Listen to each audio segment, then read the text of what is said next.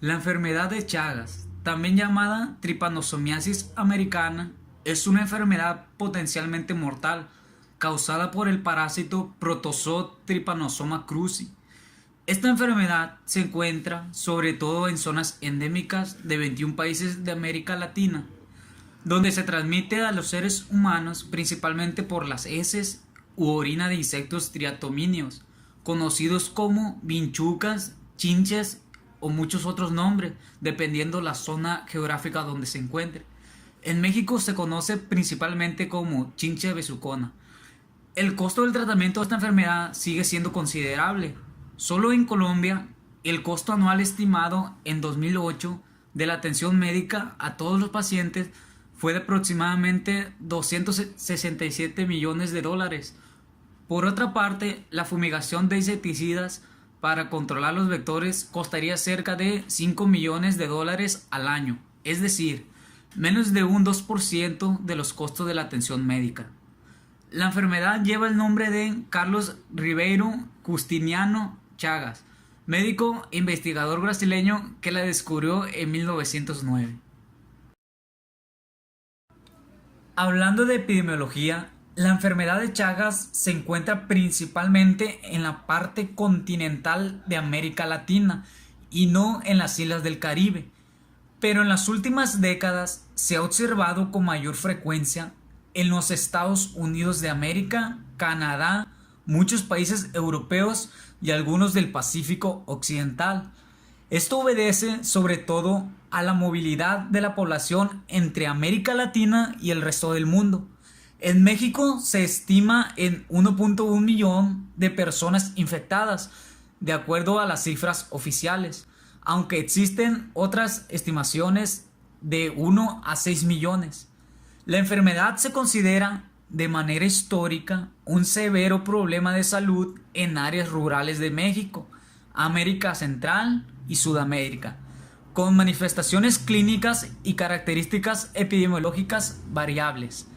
Ahora se reportan con mayor frecuencia casos provenientes de ciudades de Latinoamérica detectados en Estados Unidos, Europa, Japón y Australia. Tan solo en Estados Unidos, un estimado reciente indica que 4 estados, California, Texas, Florida y Nueva York, presentan más de 10.000 casos y otros 7 estados tienen más de 5.000 casos. En donadores de sangre se han confirmado en ese país 1.908 casos. Cabe señalar que Estados Unidos no puede ser clasificado como un área de no endemicidad, ya que desde Georgia hasta California se presentan transmisión de Trypanosoma cruzi, involucrando a diferentes especies de vectores y mamíferos, entre ellos mapaches, zarigüeyas, perros domésticos, aunque los casos humanos autóctonos reportados son pocos. Es claro que la transmisión de Trypanosoma cruzi no se encuentra limitada a comunidades rurales. La transmisión por vector se ha documentado en zonas urbanas y periurbanas en Perú, Bolivia, México, Venezuela, entre otros países de Latinoamérica.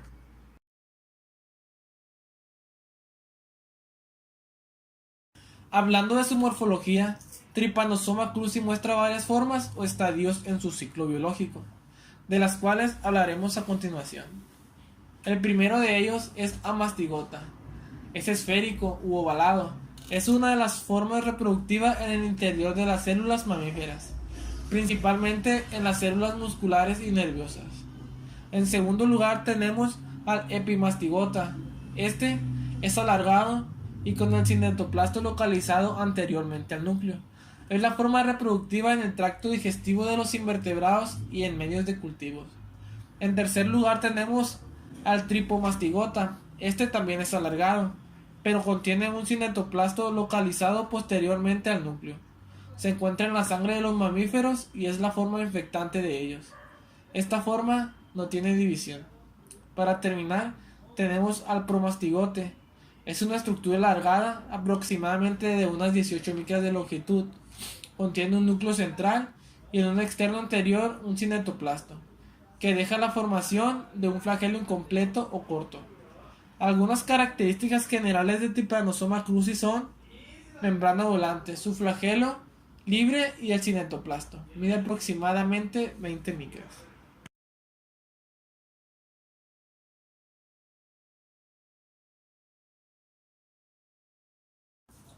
El ciclo biológico del parásito.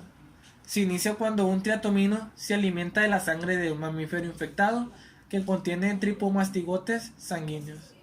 Estos pasan al intestino del triatomino, se transforman en epimastigotes, se multiplican por fisión binaria longitudinal y a los pocos días se encuentran como tripomastigotes metacíclicos en la porción distal del intestino del insecto. Cuando el vector infectado se alimenta, puede ingerir varias veces su peso corporal en sangre y defecar sobre la piel o mucosa de mamífero. De esta manera, deposita junto con su excremento tripomastigotes metacíclicos infectantes. Cuando el triatomino arrastra con sus patas la materia fecal, se introducen los tripomastigotes metacíclicos por la laceración que dejó el vector. También es posible que el mismo huésped se infecte a sí mismo al llevar las direcciones a una solución de la continuidad de la piel hacia alguna mucosa o a la conjuntiva ocular. Los tripomastigotes metacíclicos, una vez dentro del mamífero y después de pasar la barrera de la piel, mucosas o conjuntiva ocular, se introducen en las células del tejido celular más cercano al sitio de la penetración, en donde se transformarán en amastigotes. Ahí se multiplicarán por fisión binaria en numerosas ocasiones. Aquí alcanzarán la circulación sanguínea hasta que su elevado número de reproducción cause la muerte y destrucción de la célula infectada. También se ha demostrado su diferenciación intracelular a la forma tripomastigote, el cual mecánicamente provoca la lisis celular y la liberación a la circulación sanguínea. Los amastigotes pueden infectar nuevas células o transformarse con rapidez en tripomastigotes sanguíneos. Ahí se diseminarán por vía hematógena por todo el organismo, en donde pueden invadir cualquier célula nuclear. El ciclo biológico se completa cuando un triatomino se alimenta de un mamífero infectado y adquiere el parásito que se encuentra en el torrente sanguíneo.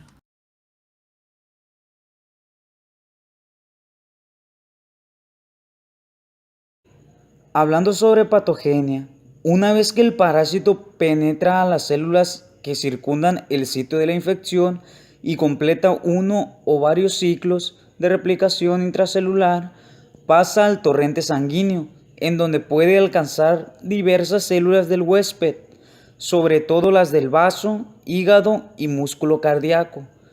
También puede establecer un primer contacto con los macrófagos y fagocitarse.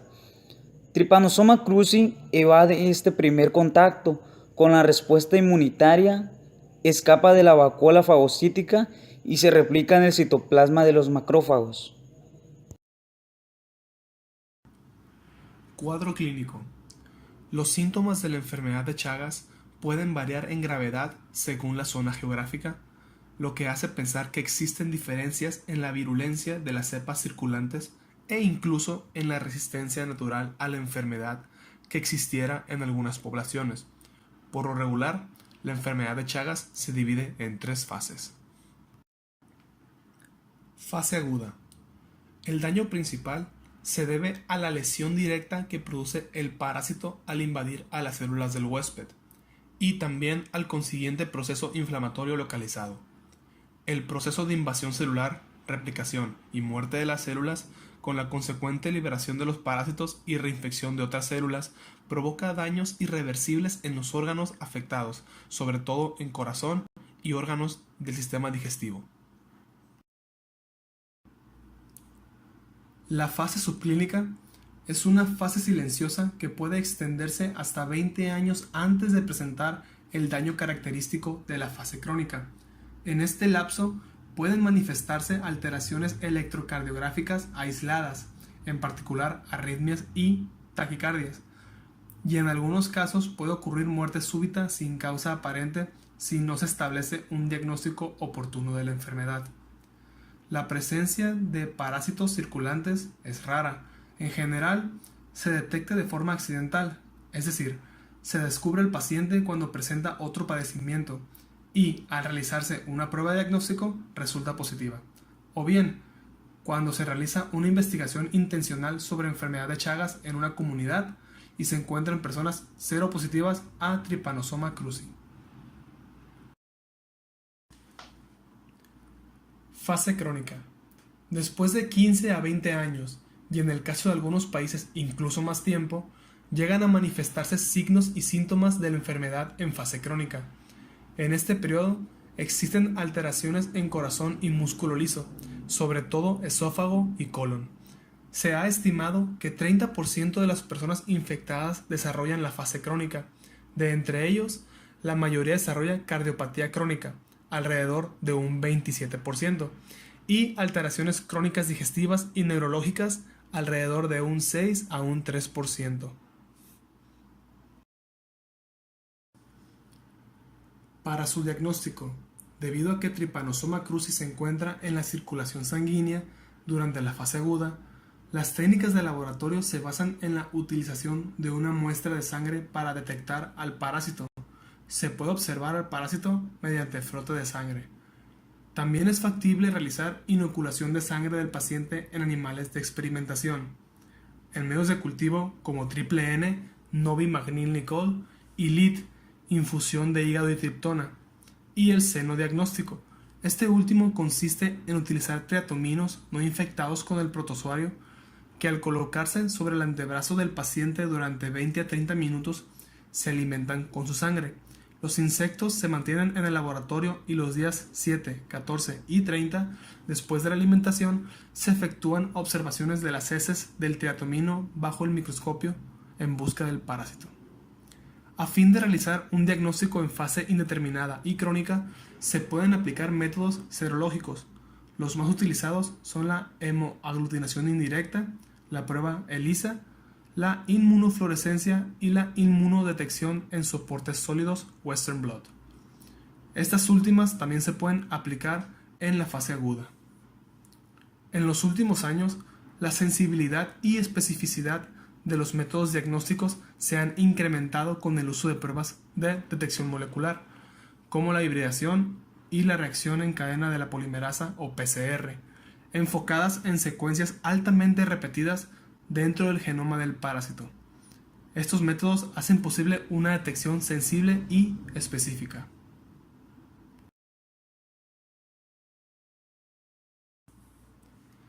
Referente al tratamiento, cabe afirmar que hasta el momento no existe un fármaco del todo efectivo e inocuo contra la enfermedad de Chagas, dado que los suministrados hasta el momento no son por completo eficaces en todas las fases de la enfermedad, producen graves efectos secundarios o ambas cosas.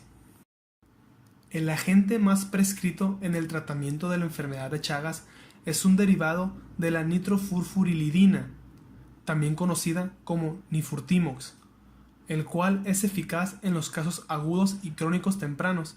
Su mecanismo de acción es la inhibición del desarrollo intracelular del parásito. Es un medicamento que puede ocasionar graves efectos secundarios, entre los que se encuentran alteraciones del sistema nervioso central, como desorientación, parestesias, insomnio, convulsiones y polineuritis. También es posible que existan alteraciones digestivas tales como náuseas, vómito, anorexia, pérdida de peso y dolor abdominal. Estos efectos secundarios se pueden presentar hasta en 70% de los casos cuando el tratamiento se administra por periodos prolongados. Hablando sobre la prevención que se le ha dado a esta enfermedad, durante la década de 1990 a 1999 se enfatizó en el control del insecto vector mediante campañas de fumigación y el uso de pinturas con insecticidas.